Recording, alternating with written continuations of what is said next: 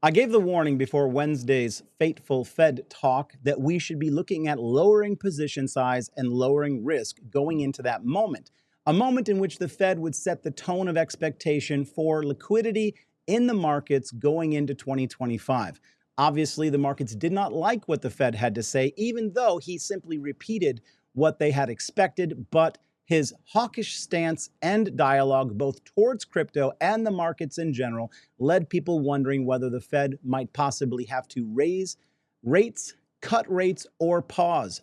It entered into a moment of uncertainty after that event, and the markets have been pulling back. There was selling capitulation, a very strong drawdown reaction to that because stocks have been evaluated at a very high multiple. And the fact is that if there is any question as to what the Fed is going to do, or if people were perceiving that he was more dovish than he came out yesterday, then they simply can't take the risk of being too heavily invested. Now, we've examined on this show for months and months and months about buying the dip in July, August, September, and October. And every time I came out in those months and I said, this is a dip you want to be buying.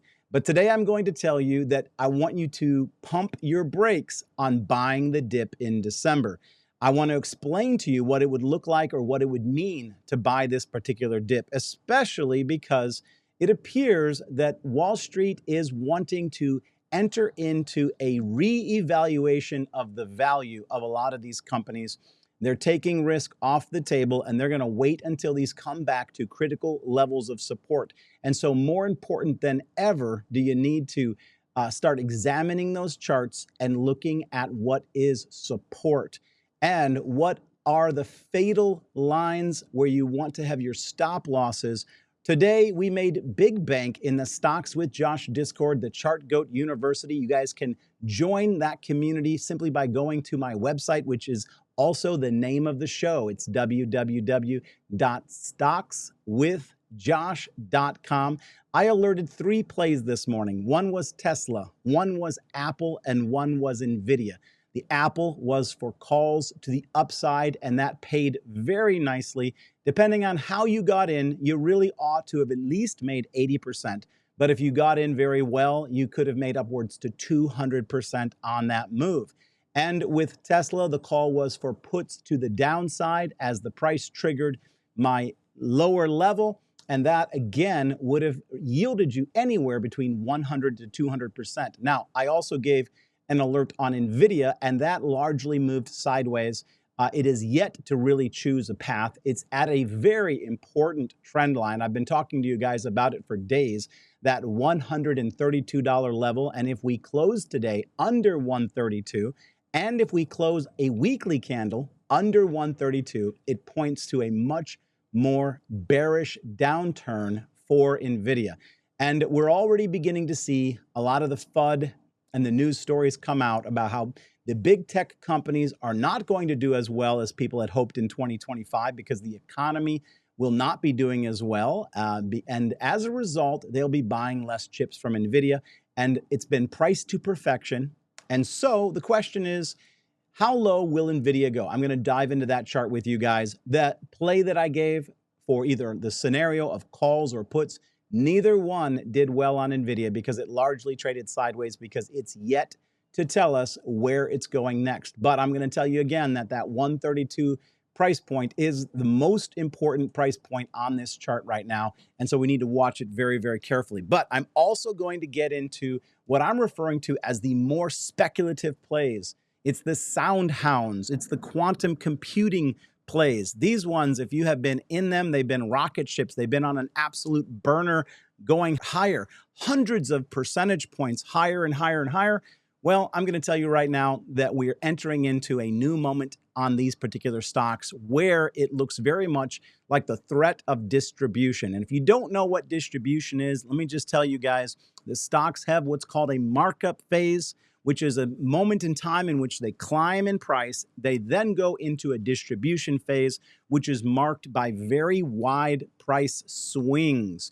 Normally, this is where the price kind of drops heavily, goes back up a little bit, drops a little bit, where people are enticed to get back in or to exit ultimately that is preceding decline.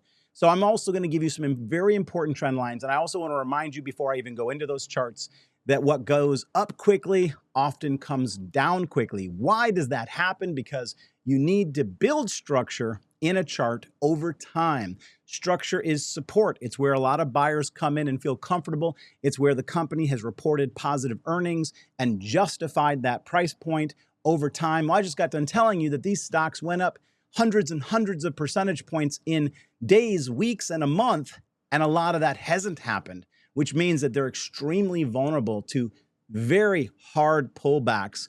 And you can get stuck having bought the top because it was popular and because everybody told you it was going higher. I don't want that to happen to you. That's why we're going to take a minute and look at those charts. This is the Stocks with Josh show. I appreciate you joining me today. On this page, price is truth. We follow the charts. We try to wipe out any bias we have, any love that we might have for a stock that's paid us well in the past. We want to take a fresh look at it every single day to determine what direction it's going. We want to follow the charts. We don't want to try to get out in front of the train that's heading to Wall Street. We want to wait for it to stop, for the doors to open up, for us to go on in, hold on to something as it rockets to its next destination. What is the next destination for some of these companies? Well, the next destination for some of these stocks is straight down. And so we need to be very, very careful, especially if we get through distribution and we enter into decline. So I'm going to take you into those charts and we're going to check them out. I don't want you to miss my daily calls, my daily trade setups in the Stocks with Josh Discord. Every day, one of my trade setups has been a 100% winner. Now, I do not always take all my own trade setups. So sometimes I'll pick one or two of the three and I'll miss one, right? And so not everything is always going to win, but I'm doing the research for you guys. Then you can take my research, you can do your own due diligence, and you can see how these plays work out every single day. I'm producing winners. I've got a ton of people in the Discord who are posting wins on those trade setups. I do it 5 days a week before the market opens so that you can put together a trade plan for yourself in the market, right? And that's not the only thing we're doing. We're looking at long-term investing. I have a ton of crowned traders that are doing live trading and providing their own call alerts and technicals, and it's a great community. We're also working with crypto and the meme coins, and we've got a hot post that were released there today in the Crypto Gems folder. Now, if you come and join that community, make sure you start off with the top tier right from day one, because that's where you're going to get the crypto gem alerts. You're going to end up upgrading very quickly. Most people join the Discord and they upgrade within the first week to the top tier to get the most value. And if you take the trade setups, there's a lot of opportunity there. Like I said, every single day, one of those trade setups produces a 100% win. Okay, guys, let's talk a little bit. I got to touch on the macro event just a hair more. The fact is that just yesterday and over the last couple days, we have lost almost half of the Trump election rally boost. Okay, so we've taken a major step back right now. And, you know, the bottom line is that this market has rallied strong, with many companies being up, large cap companies. We're not even talking small cap penny stocks, which are used to possibly jumping 100%. We're talking large cap stocks have jumped over 100% in 2024.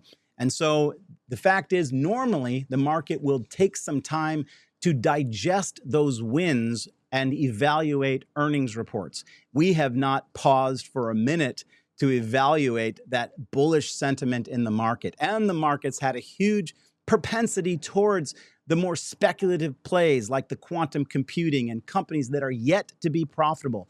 They aren't making money, and yet the trading multiple of the stock is in some cases 100x against future earnings when today they're not profitable. So people have been excessively bullish, and the market is telling us with this strong capitulation moment to slow down because it could enter into an evaluation period. And so I may come out in the month of January and I may tell you that it's time to buy the dip. But today I'm telling you, pump your brakes on buying the dip until we know exactly where this market is going to go. Yesterday's selling moment was perhaps just the beginning. And don't get caught up, confused about distribution, because distribution is where price moves down sharply and then back up sharply. And you might get out when it moves down, and you might get back in when it moves up, and then it moves down again. So you want to be careful. You want to slow down and come up with an investing strategy that takes into consideration all of 2025, right? All of 2025. And trust me, what we saw in the market here was the market saying it's time to evaluate these companies and consider their current PE. That's what we saw. All right, let's quickly go into some stocks, guys. I'm going to start on the charts. I'm going to rage through a lot of these charts because I think it's very important that we take a look at them. Guys, that huge red candle, if you just simply go back, first of all, it's a red candle at resistance, okay? It's a dominant red candle, right? Pushing us right back to what I would say is this very strong potential testing point of the 20 EMA on the SPY. And so far, as we move into close here today, Thursday, this candle, which is a weekly candle, doesn't have any wick on it. It's flat at the bottom, and that is a huge warning sign. So be very, very cautious about taking any positions right now. This candle is definitely telling us to pump the brakes. And I also want to point out that every time the market has chosen to pull back, like similarly here, it can run about a 5 to 6% move for it to run back and test the 20 EMA. We really need to see how this interacts with the 20 EMA to have a sense of what to expect for the SPY in the next couple months. All right, let's talk about Tesla. Tesla, I've changed slightly my stop loss here, just by $1. And I gave the alert this morning that these are daily candles. The other ones were weekly candles. I gave the alert that if price moved below 442, that we were going to get a flush down. And you can see my call was a prediction to 432, which would have given you a nice 100% gain on options. But this thing actually ran all the way down to 420, found some support and bounced. Now, don't get too encouraged about that bounce. Don't think that Tesla is now on its way back up to 484. What we've got is this relative hammer. Now, it's not a hammer candle. When you're at resistance, these candles that look like hammers, these are actually called hanging mans. If it were down here, then it could be called a hammer, a bullish hammer. But up here, it's called a hanging man. And it gets confirmed when these two daily candles, right, break beneath the bottom of this previous run-up candle. That confirms that we're going to continue down. So even though buyers swooped in on this 420 price point, the fact is we are still beneath 441, and I have repeatedly warned that this is an area where you can expect more of the price action down. Now, I'll just tell you, before you load up on puts, you want to watch that price action because remember, distribution kind of does something like this. Distribution does something like this before ultimately going lower. What I'm telling you is that no matter where the price goes tomorrow, if we're beneath 441, in my world, I'm going to be in puts. If we're above 441, I'm going to pause, hold, and wait for a minute. I do not expect that we're on our way back to 484 right now, but you guys know I love Tesla and we'll evaluate it each and every day. I also want to point out something that I've communicated that I want you guys, you see this support level of 400, don't put confidence in it. It's not a strong support level, right? Because this ran up very, very quickly. There are not a lot of buyers and sellers in this $400 range. All of the buyers and sellers are down here right around 352. And so this is where I'm going to be looking for a retracement. If we get a retracement, I'm going to remind you guys because I know how people hear things. Distribution looks like this, right? And once it's done making a series of higher lows, then ultimately it comes down and makes a new pivot low. And I'm saying that support is at 352. So we're watching this very, very carefully every single day. And 441 is the area that is very bearish if the price action is beneath it. All right, let's quickly run to NVIDIA. NVIDIA, we might end up getting a profitable put play that I was talking about earlier that it hadn't quite produced much so far, but The call was if we're beneath 132 that to go into puts. Now, earlier in the day, this was a little bit closer to 132.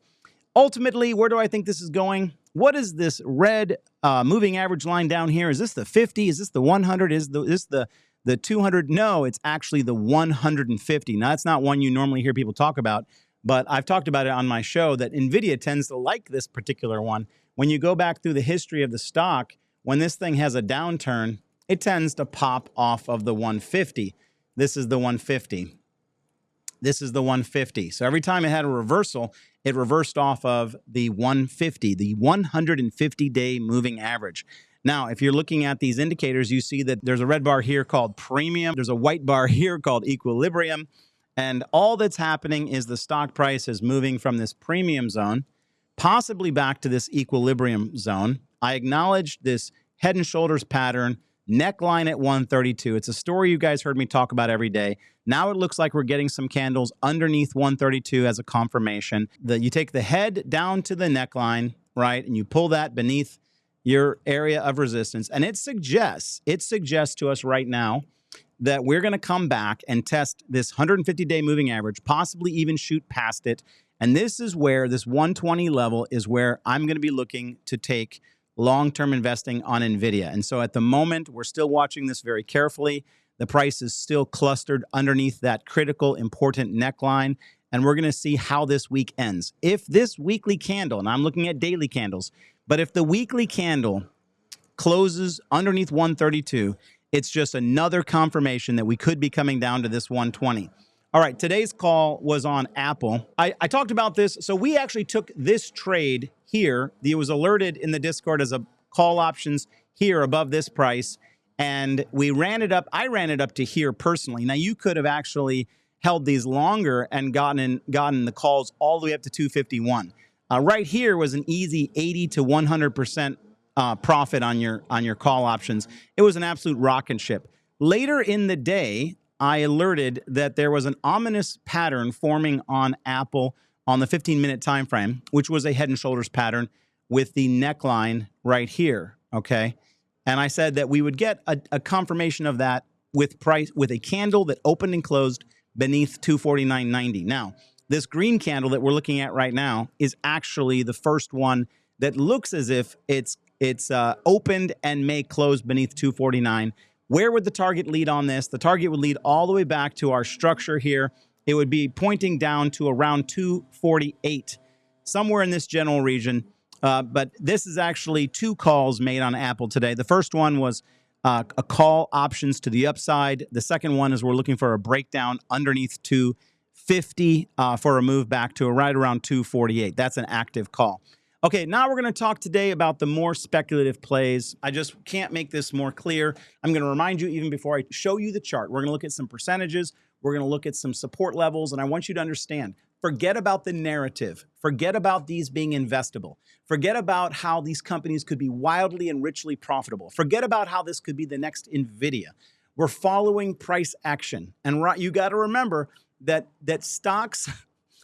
they go through a massive evaluation process. And some of the best companies, like if you go back in time and you look at the Tesla chart, there was a moment in time in which the stock was trading at $10 and then it ran up to $25 or $30. And you got to imagine that people were stoked. This thing was on fire. It was going to be going to the moon at that point in time. It was up 200% in a couple months, but it came all the way back to $10, right? It came back. And so it moves in this price range of premium price all the way down to discount price until eventually it builds a foundation and it takes off. What is the foundation that people are going to be looking for these highly speculative plays like SOUN and QUBT to build? Profit. They need to see profit. And then once they see profit, they need to see how does this company manage that profit? Because there's been successful companies in the past that have had huge profits and gone on to mismanage them, overspend, and then Wall Street has had to punish the stock simply because of its management. So it's not based on the story, but let's go check out SOUN. Remember that I brought SOUN to this community when it was $1.80, talked about it last year, and this thing blew all the way up to $22 yesterday. This has been a phenomenal move. But today I've got to sound the alarm on the dangers of buying at this level. And I'm going to show you exactly where we might come back to. Where is true support, right? People are making a ton of money following my trend lines. And so whether you believe my trend lines or not, and if you're a SOUN investor or a QUBT investor, you got to take a minute and watch what I'm going to drop here on these two companies because it's pretty important. Let's go look at those. We're going to start off here with SoundHound, and I'm going to go through some of the obvious. So the first thing I'm going to tell you guys is the line in the sand is $16.80. So what does that mean when I give a line in the sand? It means it's bearish and you don't want to be in it. It means that all momentum to the upside has currently been lost. You don't want to be in it. Now that's for me. This is not for what you guys should buy, sell, or hold. I'm assuming that you are paper trading and that you are taking this in for educational purposes only. I identified to the Stocks with Josh Discord that $20.60 was a spot to take a momentum trade higher. We're looking at weekly candles. Now, anybody who jumped in those options made some nice money. If you jumped into the shares, you could have ridden that higher. From 2060, this went all the way up to $24, approximately $23.91 specifically, right? So a nice little trade. But I also said that it had to close above $21 to hit the target of $26. And you can see that it did not do that. Now it's pulled back, right? And this is a very ugly weekly candle. And it's at the top of a trend line where there's resistance. Okay, so this high wick candle is very bearish, specifically because it's at resistance. It's at the 26 and the 2060. It didn't cross over those price points. Now, if you're a long-term investor, you need to respect this stop loss scenario. If you're a swing trader, it's more important for you to respect this. If you're willing to ride this thing back to some of these support levels that I'm going to identify, then you can disregard this entire video if you're that bullish on SoundHound. But if you're wanting to know where would be a good place to protect some of your capital and you're willing to go risk off just to preserve capital, guys, $16.80 is the most important number you need to have on your chart. That is my stop loss zone. Now, I've got on the chart these two price points that are marked in pink, one for $10 and one for $8. And this little guy is cringy, right? Because these are areas of support. The $10 is the previous high from the last run-up. But the reason why they're in pink is because they're cowards. They're actually not very strong support. These are not strong support. And you say, well, why aren't they strong support, Josh? Because there wasn't enough consolidation at these price points. There's not a lot of buyers and sellers interacting at this price point. This thing ran up and it went parabolic. And if it begins to fall, the only real support is back here at $6. That's why my dude here is strong. $6 is your base. This is an area where there is significantly more consolidation. And this is an area that SoundHound could come back to. Now, I'm going to teach you guys something about trading momentum stocks, and it's very important because let's just say this thing ends up going back to a parabolic move. Because remember, it has to cross below 1680 for us to essentially, get out. But let's just say it stays above 1680 and it goes back above $21. If we close back above $21, it means that the move upwards is still on, and the next target would be 26. I'm going over the bullish and bearish case equally so that you guys can understand this isn't easy. I can't come on here and tell you, get out, get out, get out. But I will tell you that if you look at the risk to reward scenario here, a lot of the reward has occurred. Guys, a lot of the reward has occurred, right? A run up from $6 to $26. A lot of the reward has already been booked. Now, there's a little bit more because I told you that $6 is the only real support on the chart. Now there's a little bit more of a risk scenario at hand. All right, let's move on to QUBT. This is not one of my plays, but it's been one of the most profitable plays of 2024, and I want to go over it with you guys because we're in an interesting scenario there. Yes, I've got $6 strong man noted on the chart, which means that the only real support on this chart is back here by these cluster of consolidation. But I also have $12.50 marked on the chart. And it's extremely important that you recognize it's run up to $28. Now, these are weekly candles. Sometimes I shift from daily to weekly candles. And it's extremely important that what you understand about a big, giant green God candle like this is when it has more than a 50% retracement in price, it shifts from being bullish to bearish. It's a huge warning on a 50% retracement in price. Where would 50% retracement be? It would be right above this 1260. And if you cross beneath this 1260, the only support for this company on the books that has any strength is back at $6.